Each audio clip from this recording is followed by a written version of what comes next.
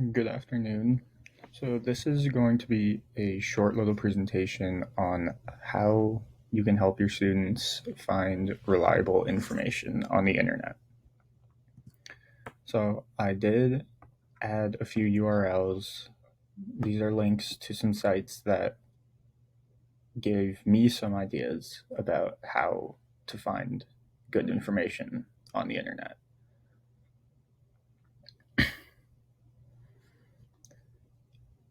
So, first, how to know if a source is credible. So, you should definitely know who the author is. If it's someone reliable, like stated here, the New York Times or Wall Street Journal, these are pretty reliable sources. They're very well known, they get edited a lot, and definitely if they use citations for sources. If there are no citations, that's definitely a red flag. Look for information that is up to date. You don't want to use anything that's many years old because lots of stuff changes nowadays. And you absolutely want an unbiased opinion on the topic, or not opinion. You want both sides of the argument to be shown. So the next link I have is a little more of the same, not exactly the same, but it's pretty similar. So this is more so when writing a research paper, which I'm sure students will often have to do. You want to start simple. Do you, do you think, well, I guess this is more just any search for sources, not just reliable. I'm going to skip past this one. So, Wikipedia, immediate no.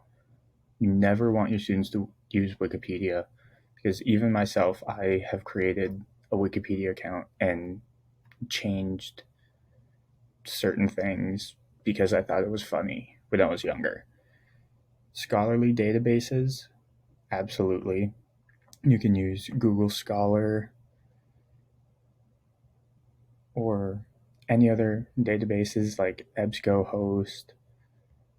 Newspapers are also generally a great place to find information. Magazines, generally less so because they're often a little more biased, but newspapers definitely work better.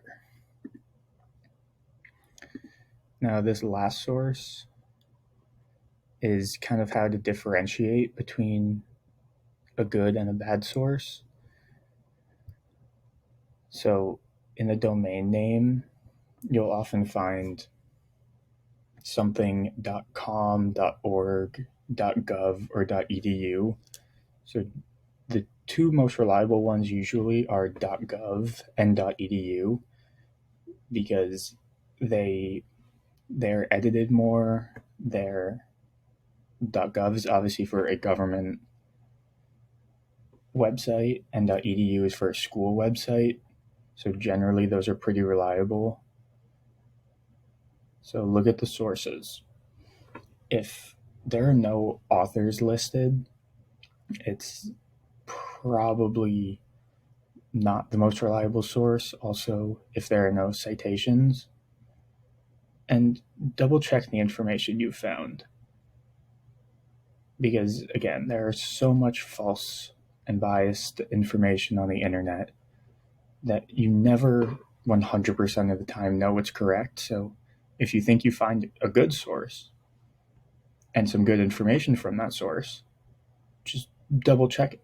Look, find a different website that might have similar information. And if you can't find similar information, probably not the greatest website.